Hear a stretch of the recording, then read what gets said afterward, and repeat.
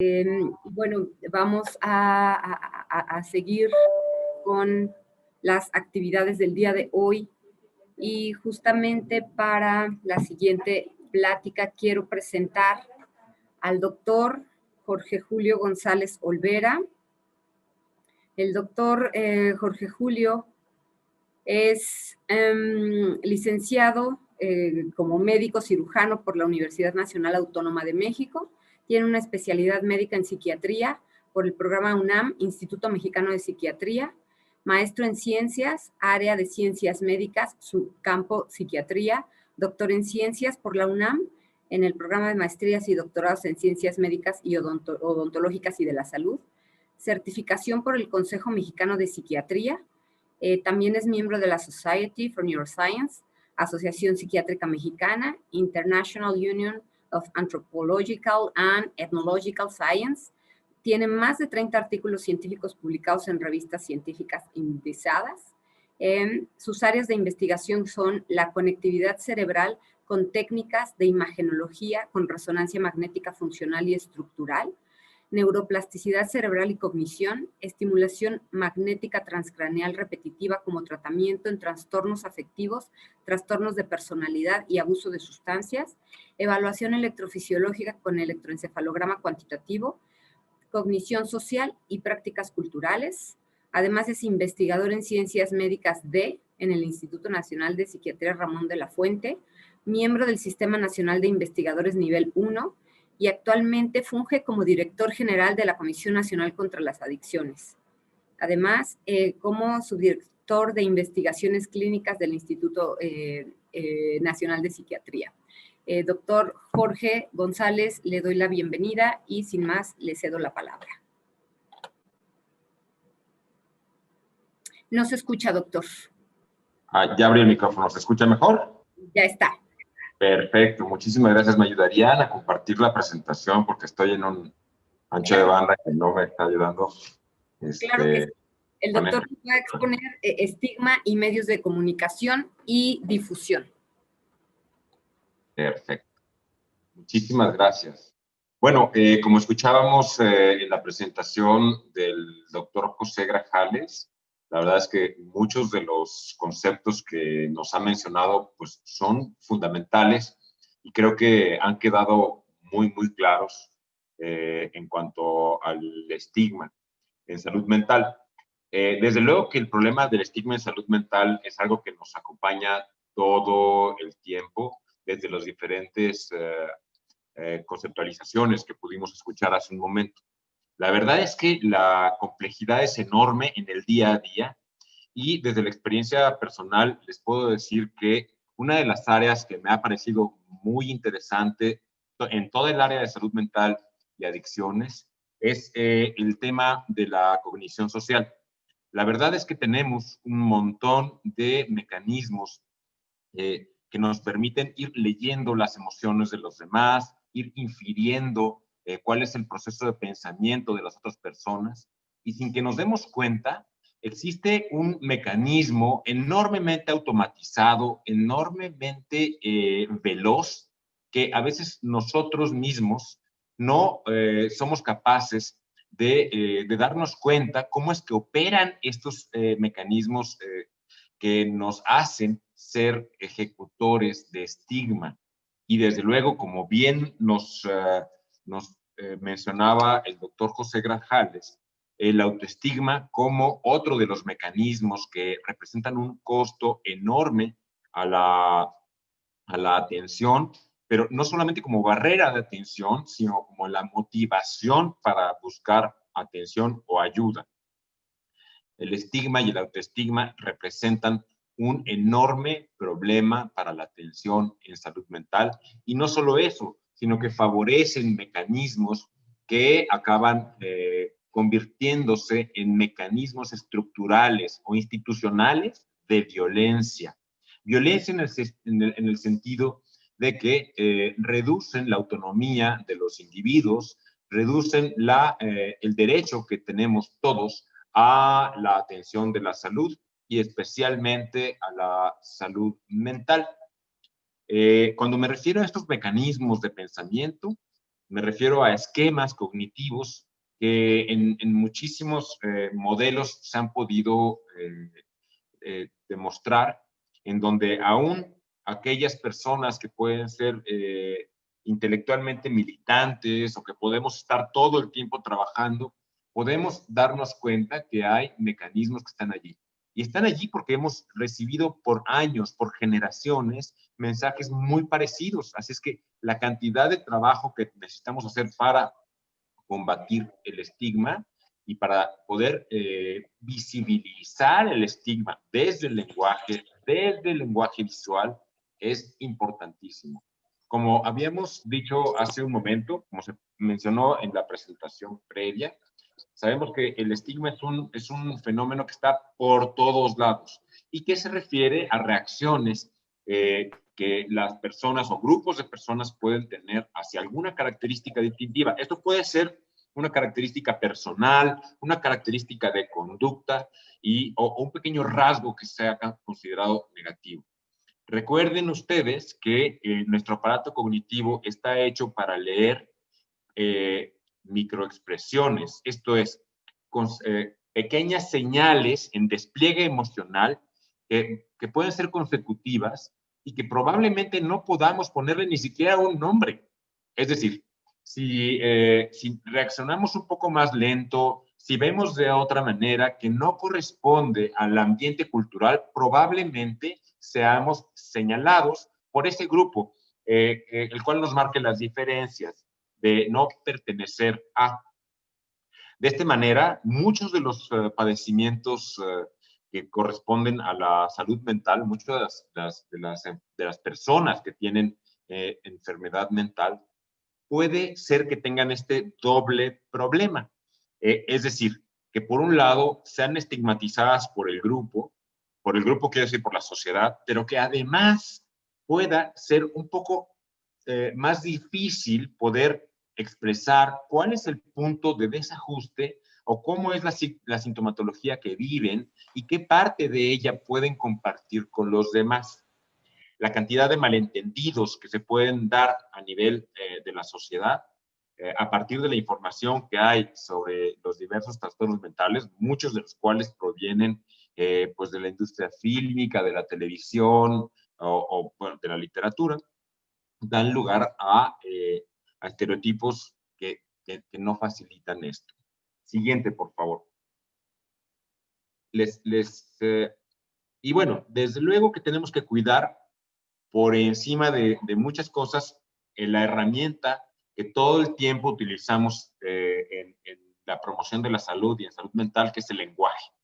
El lenguaje es una fuente poderosísima de estigmatización y que a veces, sin darnos cuenta, ponemos etiquetas para diferenciar a nosotros de ellos. Y ojo, porque lo podemos hacer no solamente para salud mental, sino para muchísimas otras condiciones. Fíjense muy bien, por ejemplo, cómo a la fecha, en muchas reuniones de trabajo o en entrevistas, podemos escuchar expresiones como esta sociedad está esquizofrénica, ¿no? Cuando están utilizando un término para denotar una condición peyorativa, descalificadora o invalidante sobre una condición de salud mental que no representa sino un déficit en algunas funciones que no necesariamente se refiere a algo que es inválido o que no puede vivir en sociedad. Otra expresión muy común, esta es terrible porque esto es como una trata de blancas, ¿no? Cuando, entonces sí, la trata de negras está muy bien o que personas no blancas, ¿no? Pero este tipo de expresiones podemos encontrarlas de manera repetida en profesionales, en medios de comunicación, sin que se cuestionen, ¿no? Que se van tomando de una forma natural, de tal manera que los atributos negativos los podemos encontrar en todos lados. Vamos a ir viendo cómo en las campañas que por años se ha utilizado la palabra alcohólico o adicto, que normalmente desestima que existe una persona detrás de una condición de problemas con el uso de sustancias o en salud mental. Recordemos que uno de los problemas más importantes en la salud mental, en la atención de la salud mental, ha sido la brecha de atención, tanto en el problema de abuso de sustancias como en salud mental. Y recordemos que dentro de los objetivos 2030 para la salud, en la Agenda 2030 de Desarrollo Sostenible, tenemos compromisos importantísimos que tenemos que tratar de alcanzar. Voy a mencionarlos porque de verdad que me parece que es un tema que no debemos olvidar. Recuerden que el objetivo 3, por ejemplo, tenemos salud y bienestar. Necesitamos promover una vida sana en todas las edades, que debe ser incluyente. En el objetivo 5 está la igualdad de género como una de las condiciones que debemos perseguir en salud mental. En el objetivo 10, la reducción de desigualdades. Justamente el estigma es una de las condiciones que favorecen a remarcar desigualdades y a veces sin darnos cuenta. Recuerden estos spots en donde antes de hablar de la persona vemos a un adicto o alguien que habla cómo es natural invalidarse, ¿no? O que la familia los invalide a partir del uso de sustancias. Y a veces en el lenguaje de los medios de comunicación se establece un contexto en donde el medio es justamente rodeado de violencia o de delincuencia, cuando la verdad es que está bien demostrado que las conductas violentas o delincuenciales en la mayoría de los casos preceden al consumo problemático de sustancias. Esto es que la comunidad ya tenía problemas y un problema más se suma como consumo de sustancias. Recordemos que otro de los objetivos de la Agenda 2030 es alcanzar paz, justicia e instituciones sólidas. Y esto solamente se puede lograr hablando de cómo se ejerce formas de estigmatización desde las instituciones y desde los medios de comunicación. Así es que es una responsabilidad de todos nosotros, todos los que estamos trabajando en salud, identificar y hablar sobre este problema. El concepto es amplísimo y creo que tenemos que estar atentos desde todas las vertientes y desde todos los estilos de lenguaje y de comunicación. Siguiente, por favor. Perdón si me extiendo o si abundo, pero me parece que es un tema que desde la experiencia que tenemos en las instituciones y de la investigación vale la pena remarcarlo una y otra vez. Bueno, desde luego que recordemos, la discriminación tiene diferentes formas de despliegue, de expresión. Puede ser de forma evidente, en donde digamos, sí, aquel está loco, aquel tiene esquizofrenia, aquel es un adicto, es un alcohólico, es un borracho, ¿no? De la misma manera que se puede utilizar muchas expresiones denostativas, pero tiene formas también que pueden ser sutiles, en donde solamente señalar la inestabilidad, la tendencia a la violencia o a la peligrosidad a partir de una condición de consumo de sustancias o de enfermedad mental, representan en ese mismo momento probablemente una barrera para la atención. Siguiente, por favor. Y tenemos que recordar que esto ocurre no solamente en las instituciones, sino además en la familia y en el grupo más cercano que vive con las personas que pueden tener alguna de estas condiciones. Y desde luego, como escuchamos en la presentación previa, al tener esta idea, este estereotipo o este imaginario sobre que las personas con una enfermedad mental o con el consumo de sustancias tienden a ser violentas, generan una reacción que va más allá del imaginario. La reacción es real y lo que ocurre es que tenemos evidentes, o más bien evidencias de mayor distanciamiento social, más conductas de evitación y probablemente menos conductas filiativas y de ayuda hacia las personas que podemos identificar con esta condición. Entonces, bueno, me parece que todos tenemos que recordar en qué momento pudimos haber ejercido esto de una forma o de otra. Y piensen mucho en el ambiente escolar, ¿no? En el ambiente familiar, en donde por años, por décadas, y desde luego hasta la fecha, se ha naturalizado, se ha normalizado el uso de expresiones en donde señalar el déficit o la discapacidad de alguna persona para interactuar dentro de lo esperable, ¿no? En cuanto a la interacción social o a la interpretación de señales afectivas o incluso al despliegue emocional, representan formas relacionadas con maneras de estigma. Siguiente, por favor. Esto es cuando vemos qué ocurre con alguien que no socializa al mismo nivel que los más populares, o alguien que no puede desplegar emocionalmente las mismas expresiones que el grupo exige. Vemos que muchas de las personas han tenido experiencias enormemente dolorosas durante la etapa escolar, en la adolescencia, incluso como adultos jóvenes. Y de allí tenemos este desarrollo del autoestigma, y esto es hacerse de un prejuicio personal hacia uno mismo, en donde la idea o el esquema cognitivo hacia la autoevaluación puede sesgarse hacia ideas de autodevaluación, de soy débil, soy incapaz de cuidar de mí mismo, por lo tanto los demás pueden pasar sobre derechos personales. Finalmente, esta es una de las condiciones, como nos mencionaban en la presentación anterior, que requieren identificación y visibilización. Siguiente, por favor.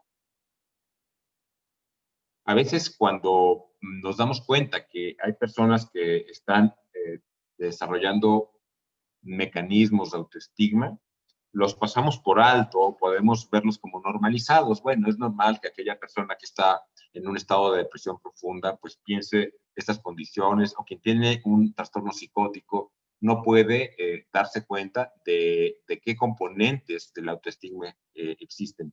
Sin embargo, sí que existen y sí que se pueden trabajar. Tenemos que hacer un trabajo paulatino para poder identificar todas estas condiciones.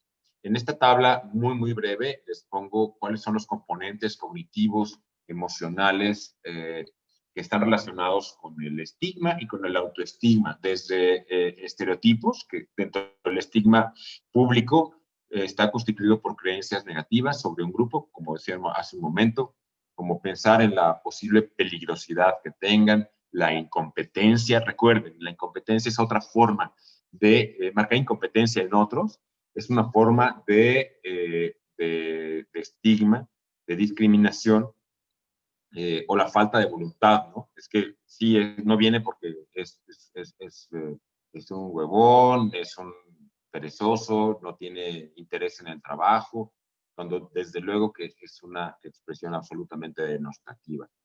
Identificar cómo los mecanismos de autoestigma sobre incompetencia sobre uno mismo y falta de voluntad también se refuerzan bajo este mismo mecanismo.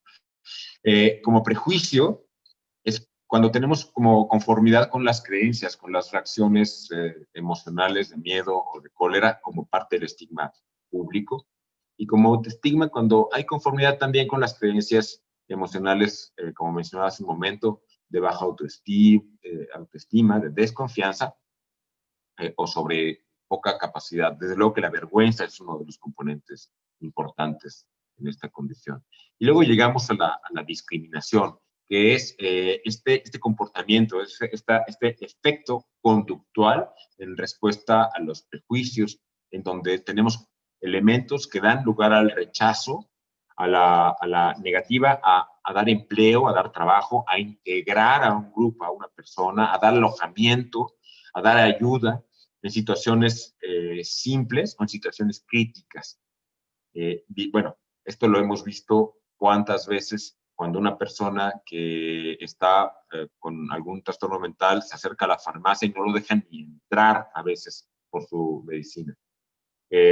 Uno de los trabajos que recuerdo como tesis ciertamente del doctor Sabiki, voy a comentar, fue el estudio del estigma que ejercen, fíjense, hace ya un par de décadas, los dependientes de las farmacias sobre los usuarios, sobre los consumidores de medicamentos psiquiátricos.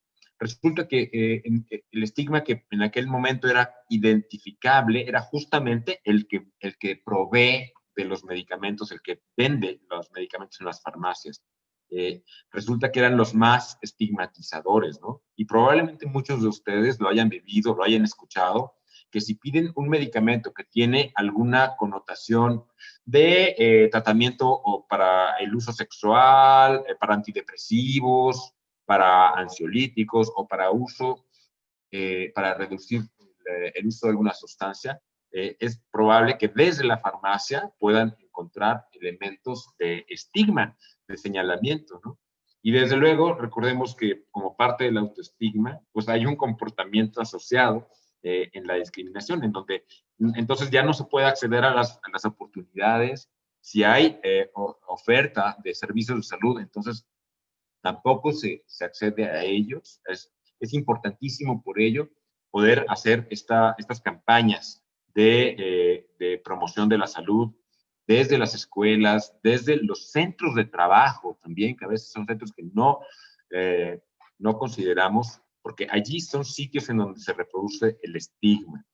Y quizá haya espacios en donde también tengamos que identificar cómo es que se reproduce el estigma, y uno de ellos puede ser justamente los centros en donde se enseñan el deporte. A veces pensamos que el deporte solamente tiene una parte sana, sin embargo, recordemos que también hay un montón de estudios de cómo se reproduce el estigma desde hace décadas en muchos centros en donde se entrena, ¿no? Por ejemplo, los deportes de equipo, fútbol americano y box, en donde se reproducen estigmas de género, por ejemplo, ¿no? Entonces, bueno, son temas que tenemos que tener siempre presentes. Siguiente, por favor. Y de alguna manera es responsabilidad de nosotros mantenerlo visible y hacer esto. Bueno, ¿qué tenemos en cuanto a los medios de comunicación? Recordemos, los medios de comunicación, especialmente los medios masivos y los medios electrónicos, son una de las fuentes más importantes de información que tenemos para entender la salud mental desde la mayoría de la población. Y por eso es que tenemos que tener siempre muy claro que juegan un papel determinante. Recordemos cuántas imágenes en los últimos años hemos visto en donde tenemos efectos negativos, ¿no? Desde memes, desde anuncios comerciales, en donde se ejemplifica una enfermedad mental como una consecuencia no deseable, como una consecuencia que merece el señalamiento.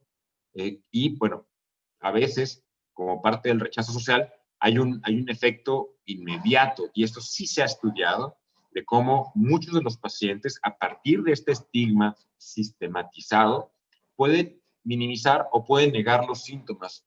Y desde luego que todos hemos visto cómo además muchas personas abandonan sus tratamientos que estaban funcionando como respuesta o como consecuencia a la información que vierten los medios masivos sobre la peligrosidad de los tratamientos. Este es un tema importantísimo que vamos a ver hoy. La doctora Evalinda Barrón nos va a hablar más tarde del estigma que existe, del prejuicio sobre los psicofármacos y sobre el tratamiento en salud mental, en psiquiatría en particular, ¿no? Entonces, siguiente, por favor. Entonces, bueno, ¿de qué maneras los medios de comunicación pueden contribuir? Bueno, en muchos casos con información imprecisa, incompleta, o a veces con el uso metafórico de términos relacionados con la enfermedad mental o con los tratamientos, ¿no? Desde luego, un ejemplo que mencionaba también hace un momento como la utilización de la palabra esquizofrenia, se equipara a incoherencia, a contradicción y a veces a incompetencia cognitiva o discursiva, lo cual no debemos repetirlo, no tenemos que replicar ese tipo de situaciones. Siguiente, por favor. Los medios de comunicación han sido bien evidenciados de cómo es que es uno de los canales, cómo se propaga la visión de personas con salud mental como peligrosas, como incapaces, y cómo es que muchas políticas derivadas de del contenido de los medios masivos de información acaban trasladándose en muchas ocasiones hasta políticas públicas que han tendido hacia el control y a la contención, en lugar de buscar elementos objetivos para la recuperación y para reestructurar la vida en comunidad. Siguiente, por favor. ¿Cuántas veces no hemos visto que lo que sugieren las imágenes es que tenemos que segregar, que tenemos que apartar, ¿no?, a la gente que se encuentra con este tipo de problemas? Y entonces, cuando ya vamos buscando algunas de las actitudes concretas sobre estos estereotipos, y que fueron mencionados también en la plática anterior, son estas ideas de extrañeza, de imprevisibilidad, de personas que no pueden relacionarse con los demás o que no pueden manejar su vida. Muchas veces la idea de manejar la vida tiene que ver con este imaginario de que hay una sola manera de hacerlo, ¿no? De una negación así de la enorme diversidad que tenemos, no solamente en esto que le llamamos ahora neurodiversidad, que muchas veces fue negada, en donde cabe la posibilidad de tener tantas formas de entender el mundo, tantas formas de interacción social, de interpretación de las expresiones emocionales, todas caben dentro de nuestra sociedad y todas tienen el derecho al respeto y a la atención cuando hay problemas, ¿no? Bueno, la idea de incurabilidad en la salud mental y en los problemas relacionados con sustancias también está presente. Recordemos cuántas veces cuando se habla de salud mental, de inmediato se asocia una idea de incurabilidad, como esta dificultad en diferenciar el estado del rasgo, ¿no? De lo que estructuralmente es una persona a un estado que se encuentra quizá en algún momento comprometido, pero que hay capacidad de restablecer el funcionamiento en muchos de los niveles, si no es que en todos. Y bueno, todas estas tienen diferentes grados de atribución, de responsabilidad o de culpa sobre lo que está sucediendo. ¿Cuántas veces dentro del discurso del uso de sustancias se culpa a la persona que está consumiendo, ¿no? ¿Cuántas veces no dentro del discurso existe como una responsabilización en lo individual, cuando sabemos que existen muchísimos elementos en el contexto que si no los modificamos probablemente no podamos ayudar a las personas que están en esa dificultad? Entonces, ese es otro de los componentes importantes en el estigma que se maneja en los medios de comunicación. Siguiente, por favor.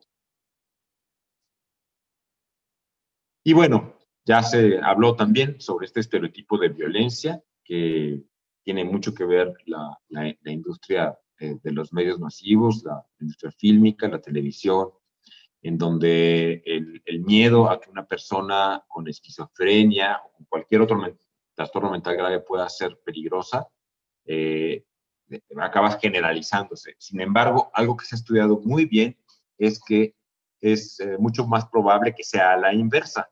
O sea, que los pacientes, las personas que tienen un diagnóstico de un trastorno psiquiátrico mayor, sean receptores de violencia muchas más días, muchas más horas, muchas más veces que lo que ellos llegan a ejercer sobre otros.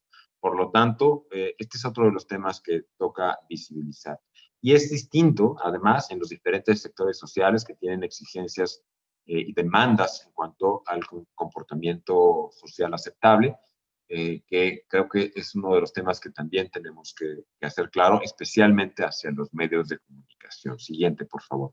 Ok. que a veces nos marcan expectativas muy uniformadas sobre cómo debería ser el comportamiento de todos en sociedad. Y bueno, buscábamos cuáles son los efectos nocivos del estigma. Y estos son los efectos reales. Estos ya no corresponden solamente al imaginario. Sabemos que generan mucha más resistencia a buscar ayuda, aún de los iguales, aún de los más cercanos de la familia, y a buscar tratamiento o rutas para encontrar tratamiento.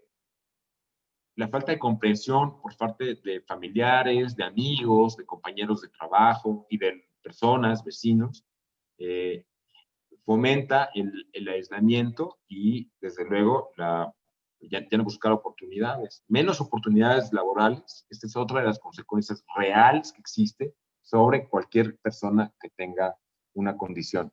¿Qué ocurre si al buscar trabajo,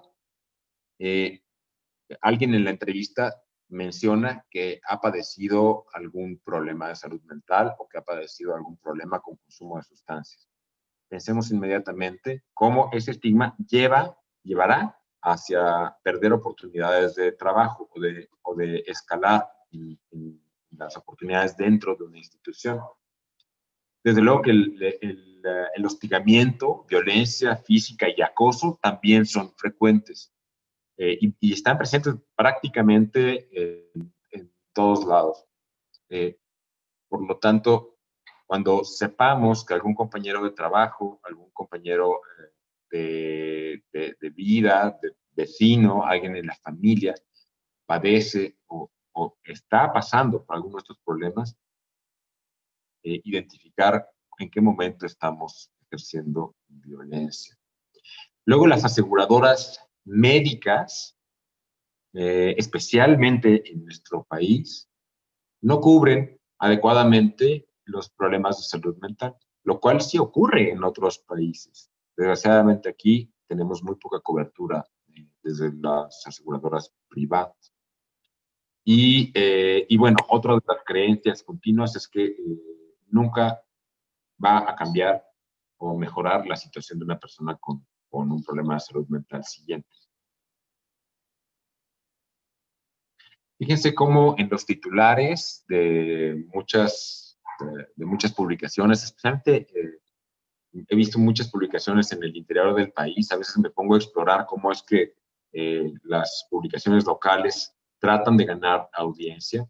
Y así, muchas veces nos encontramos, un enfermo mental apuñala más de 10 veces a su madre, ¿no? De 67 años. Una nota en un diario español. Adicto a drogas es asesinado a cuchilladas en Citetelco, ¿no? Así como, marihuano mata a mujer, ¿no? Cosas así. Entonces es muy común el uso abusivo e incorrecto de la terminología relacionada con trastornos mentales en los contenidos informativos.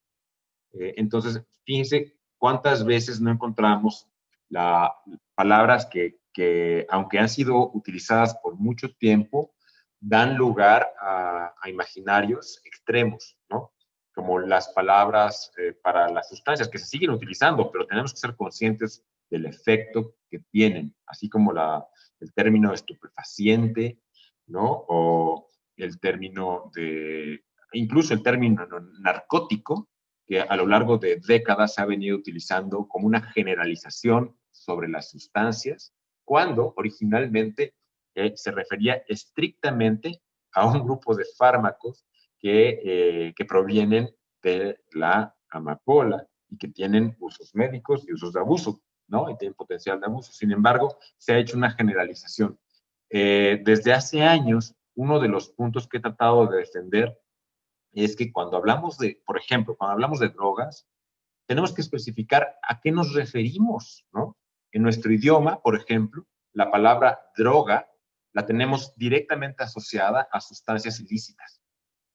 Cuando lo atraemos del idioma inglés, en donde drug implica fármaco, que es una sustancia que interactúa con nuestro organismo y que puede tener usos médicos, puede tener efectos tóxicos o puede tener problemas en cuanto a un proceso adictivo o de dependencia.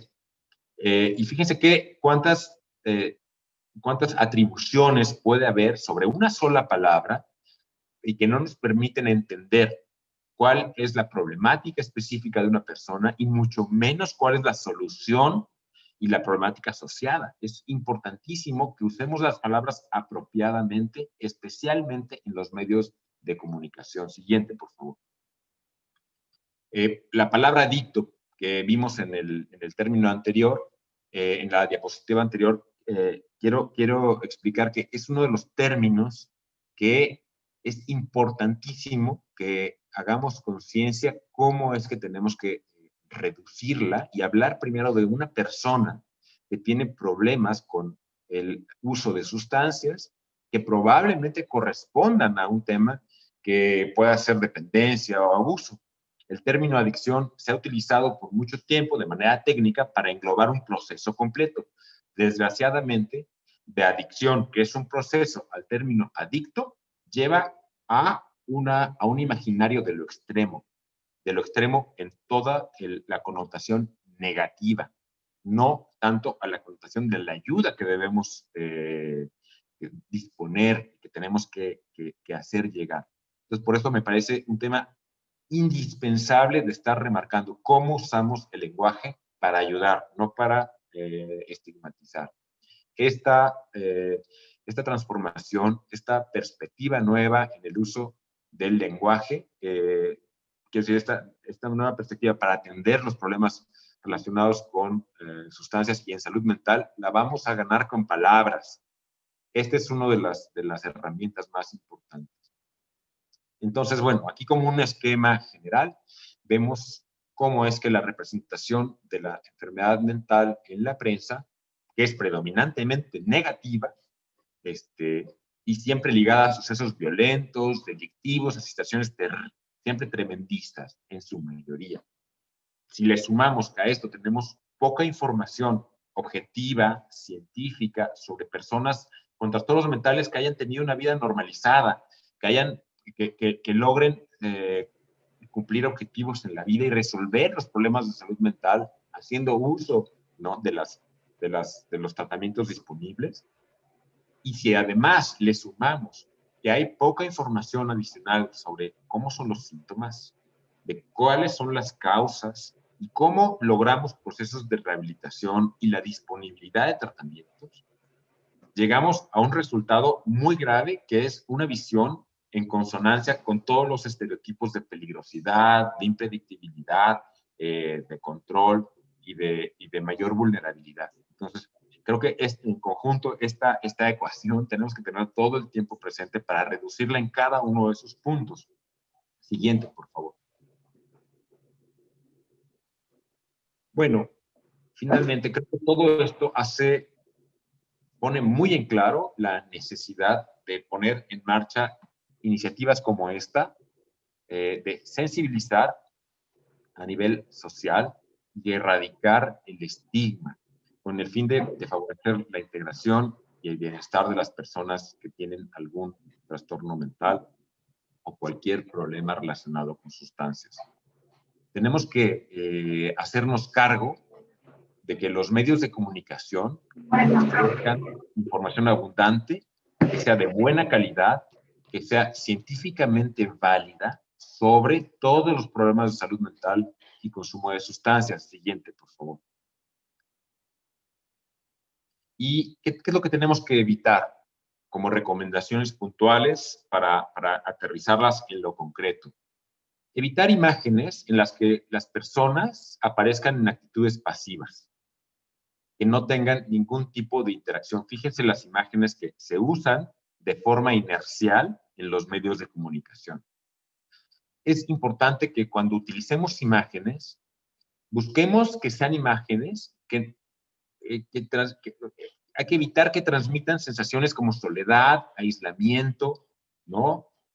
Miedo, angustia, desesperación o desequilibrio. A la derecha pueden ver un montón de imágenes muy características de las que más se utilizan en los medios de comunicación para ejemplificar y estereotipar finalmente lo que es la salud, los problemas en salud mental y consumo de sustancias. Les vendrán a la mente muchas de las campañas que ha habido a lo largo de la historia y algunas de las que todavía podemos ver. Siguiente, por favor. Bueno, con esto terminamos. Espero que haber podido dejar una idea de las preguntas, de el papel que jugamos todos. A veces nos damos cuenta que de forma no tan voluntaria hemos participado en acciones que acaban siendo estigmatizantes, que acaban siendo discriminatorias. Entonces, el llamado a todos es a que vayamos cambiando esto paso a paso. Podemos hacerlo desde cada uno de nuestros espacios de trabajo, de nuestros espacios de comunicación personal, grupal, con nuestros compañeros y desde luego con nuestras familias. Espero que esta discusión breve haya sido de utilidad y deje más preguntas de qué es lo que tenemos que hacer. Muchísimas gracias a todos. Muchas gracias a usted, doctor Jorge González, director general de CONADIC. Agradecemos mucho la amplia explicación y seguramente para todas las preguntas que surjan le estarán escribiendo a su correo electrónico y también estamos aquí a la orden en el chat del canal del CONSAME. Con mucho gusto las responderemos o intentaremos al menos.